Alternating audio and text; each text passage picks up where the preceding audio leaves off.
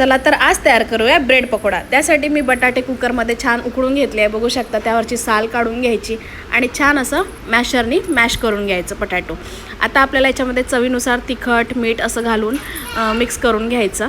आणि आता आपल्याला सँडविचचा ब्रेड घ्यायचा आहे। सँडविचच्या ब्रेडमध्ये त्या ब्रेडवर आपल्याला जी पोटॅटोची आपण पुडिंग तयार केली आहे ती चमचेच्या सहाय्याने आपण अशी लावून घ्यायची आणि दुसरा ब्रेड असा लावून घ्यायचा। असं आपल्याला ब्रेड पकोडा रेडी करून घ्यायचा। सर्व ब्रेड असेच रेडी करायचे। आता बघा इथे चना डाळीचं पीठ, बेसन ज्याला आपण म्हणतो, ते घेतलं। त्यात चवीनुसार मीठ, हळद, बारीक चिरलेली कोथिंबीर, बारीक चिरलेली हिरवी मिरची आणि आलं लसणाची पेस्ट घालून छान अशी पेस्ट तयार केली। त्यामध्ये आता हे आपण जे ब्रेड रेडी करून घेतले होते ते घालायचे आणि तेलामध्ये आलटून पालटून छान तळून घ्यायचे। तुम्ही बघू शकता ब्रेड पकोडा खूप छान तयार झालेला आहे। मॉर्निंगच्या ब्रेकफास्टला किंवा इव्हनिंगच्या स्नॅक्सला तुम्ही हा ब्रेड पकोडा आरामात तयार करू शकता। तर कशी वाटली रेसिपी कमेंटमध्ये नक्की सांगा। व्हिडिओला लाईक आणि चॅनलला सबस्क्राईब करा।